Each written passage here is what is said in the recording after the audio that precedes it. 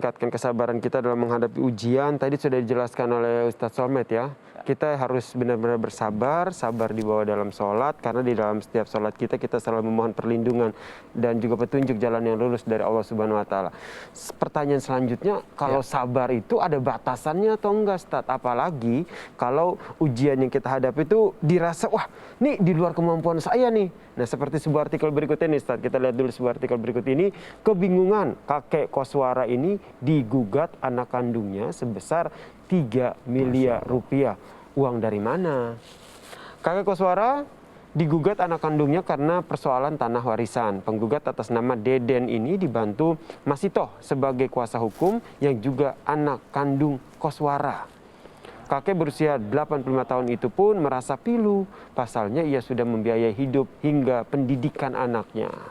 Terlebih kepada Masitoh yang ia telah biayai untuk menempuh pendidikan ilmu hukum hingga tingkat magister, saudara. Nah, namun kini Masitoh menggunakan ilmunya untuk melawan orang tuanya sendiri. Masitoh yang berperan sebagai kuasa hukum Deden meninggal dunia karena serangan jantung sehari sebelum persidangan digelar. Subhanallah, ini ujian dari kakek koswara ini begitu luar biasa ya. Ini mungkin bisa jadi salah satu contoh ketika merasa ujian tuh di luar, ya Allah, ini ujian kok berat banget begitu.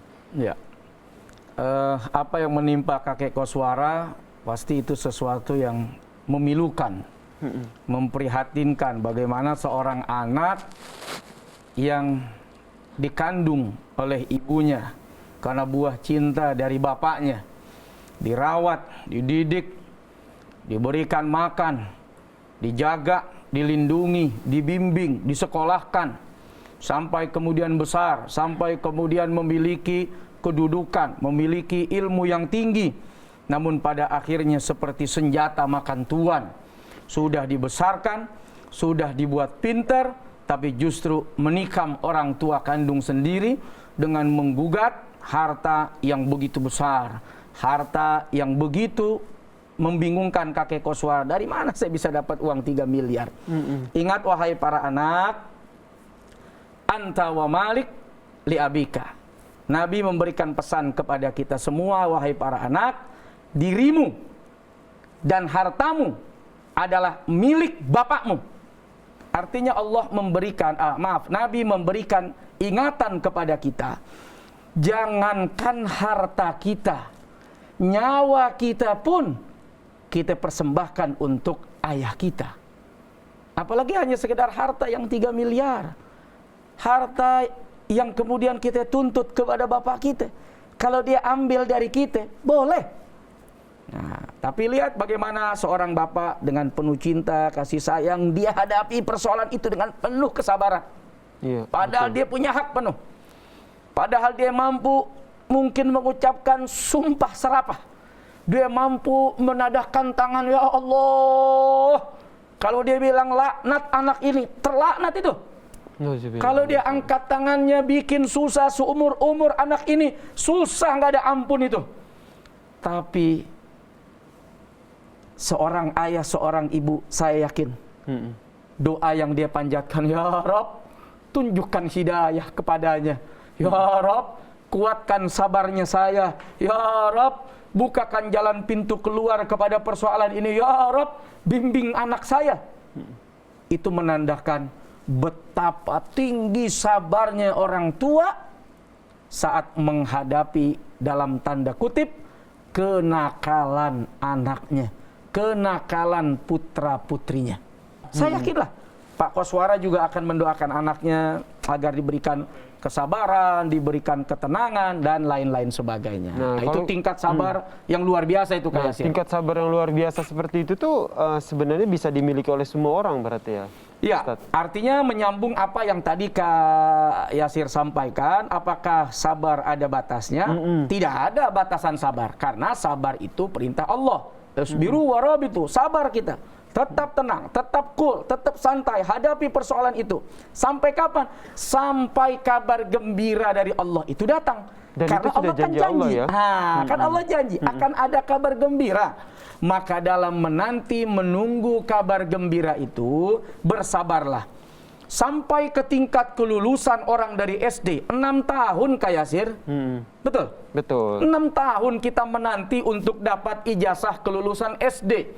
3 tahun kita menanti, datang pagi, pulang sore, pulang siang, belum lagi ikut kursus. 3 tahun dapat ijazah SMP, 3 tahun dapat ijazah SMA, lanjut lagi kuliah sampai dapat S1, S2, S3, bikin penelitian untuk bisa dapat profesor. Bayangkan Kak Yasir, itu saja mesti ditempuh penuh kesabaran. Tapi apa hasil dari kesabaran? Lulus S1, lulus S2, lulus S3. Nah Allah pun demikian, ketika janjinya wabasyirus sabirin, akan ada kabar gembira, tunggu sampai kabar gembira itu datang. Dengan apa? Dengan sabar dan tabah menghadapi ujian cobaan itu. Dengan sabar dan tabah. Tapi dalam proses perjalanannya itu wajar nggak sih Ustaz kalau seandainya kita mengeluh, aduh kok udah sabar kok nggak datang-datang nih, ujiannya kok makin banyak ini gitu.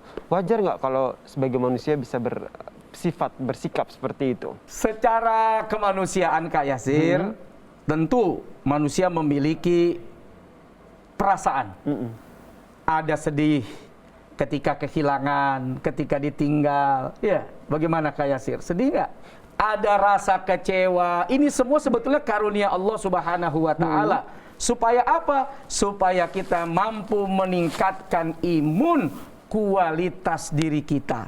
Dengan ujian cobaan, kedepannya kita waspada. Dengan ujian cobaan yang datang, kedepannya kita berhati-hati. Dengan ujian cobaan yang datang, kedepannya kita mampu menaklukkan rasa kecewa kita, rasa sedih kita, rasa haru kita.